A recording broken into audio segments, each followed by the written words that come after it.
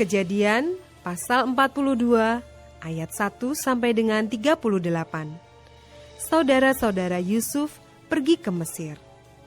Setelah Yakub mendapat kabar bahwa ada gandum di Mesir, berkatalah ia kepada anak-anaknya, "Mengapa kamu berpandang-pandangan saja?" Lagi katanya, "Telah kudengar bahwa ada gandum di Mesir.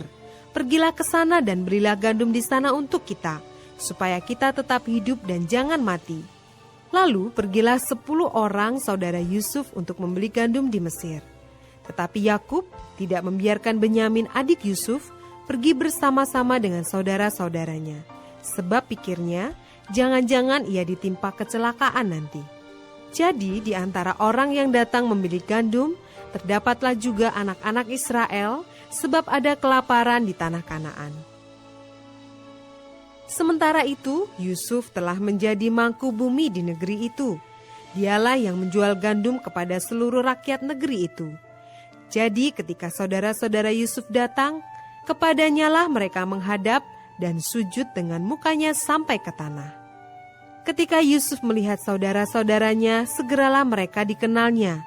Tetapi ia berlaku seolah-olah ia seorang asing kepada mereka.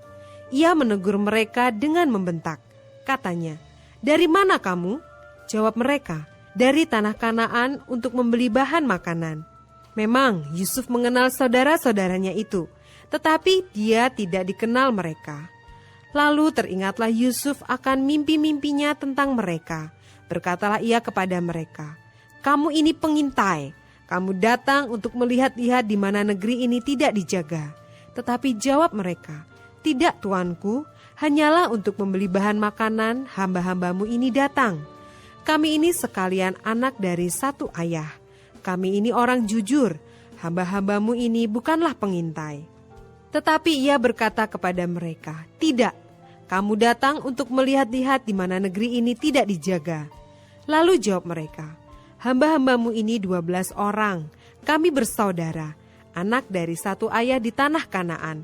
Tetapi yang bungsu sekarang ada pada ayah kami, dan seorang sudah tidak ada lagi." Lalu kata Yusuf kepada mereka, "Sudahlah, seperti telah kukatakan kepadamu tadi, kamu ini pengintai. Dalam hal ini juga kamu harus diuji. Demi hidup Firaun, kamu tidak akan pergi dari sini, jika saudaramu yang bungsu itu tidak datang kemari. Suruhlah seorang daripadamu untuk menjemput adikmu itu. Tetapi kamu ini harus tinggal terkurung di sini. Dengan demikian perkataanmu dapat diuji. Apakah benar? Dan jika tidak, demi hidup Firaun, sungguh-sungguhlah kamu ini pengintai." Dan dimasukkannya mereka bersama-sama ke dalam tahanan 3 hari lamanya. Pada hari yang ketiga berkatalah Yusuf kepada mereka, "Buatlah begini, maka kamu akan tetap hidup. Aku takut akan Allah. Jika kamu orang jujur, biarkanlah dari kamu bersaudara tinggal seorang terkurung dalam rumah tahanan. Tetapi pergilah kamu, bawalah gandum untuk meredakan lapar seisi rumahmu. Tetapi saudaramu yang bungsu itu haruslah kamu bawa kepadaku, supaya perkataanmu itu ternyata benar dan kamu jangan mati." Demikianlah diperbuat mereka. Mereka berkata seorang kepada yang lain, "Betul-betullah kita menanggung akibat dosa kita terhadap adik kita itu.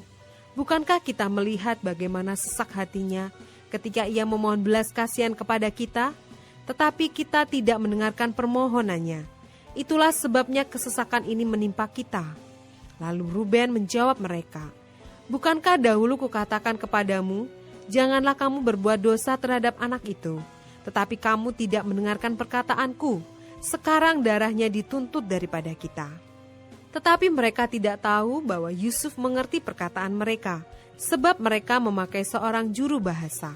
Maka Yusuf mengundurkan diri dari mereka lalu menangis.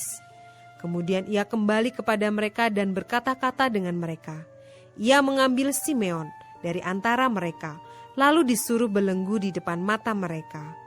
Sesudah itu Yusuf memerintahkan bahwa tempat gandum mereka akan diisi dengan gandum, dan bahwa uang mereka masing-masing akan dikembalikan ke dalam karungnya, serta bekal mereka di jalan akan diberikan kepada mereka. Demikianlah dilakukan orang kepada mereka itu. Sesudah itu mereka pun memuat gandum itu ke atas keledai mereka, lalu berangkat dari situ.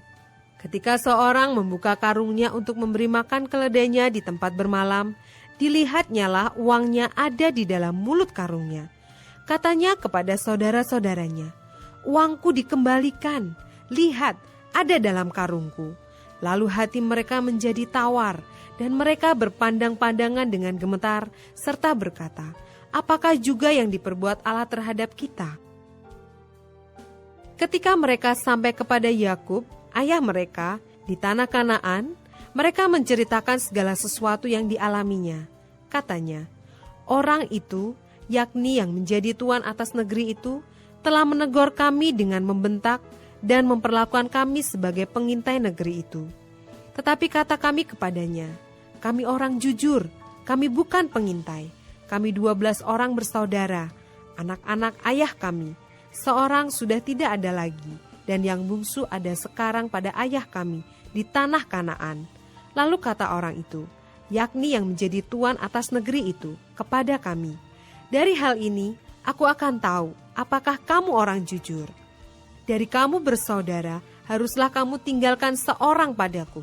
Kemudian bawalah gandum untuk meredakan lapar seisi rumahmu, dan pergilah. Lalu bawalah kepadaku saudaramu yang bungsu itu, maka aku akan tahu bahwa kamu bukan pengintai, tetapi orang jujur. Dan aku akan mengembalikan saudaramu itu kepadamu, dan bolehlah kamu menjalani negeri ini dengan bebas.' Ketika mereka mengosongkan karungnya, tampaklah ada pundi-pundi uang masing-masing dalam karungnya. Dan ketika mereka beserta ayah mereka melihat pundi-pundi uang itu, ketakutanlah mereka. Dan Yakub ayah mereka berkata kepadanya, 'Kamu membuat aku kehilangan anak-anakku. Yusuf tidak ada lagi, dan Simeon tidak ada lagi. Sekarang Benyamin pun hendak kamu bawa juga. Aku inilah yang menanggung segala-galanya itu.' Lalu berkatalah Ruben kepada ayahnya, 'Kedua anakku laki-laki boleh engkau bunuh jika ia tidak kubawa kepadamu. Serahkanlah dia ke dalam tanganku, maka dia akan kubawa kembali kepadamu.' Tetapi jawabnya, 'Anakku itu tidak akan pergi ke sana bersama-sama dengan kamu, sebab kakaknya telah mati dan hanya dialah yang tinggal. Jika dia ditimpa kecelakaan di jalan yang akan kamu tempuh, maka tentulah kamu akan menyebabkan aku yang ubanan ini turun ke dunia orang mati karena duka cita.'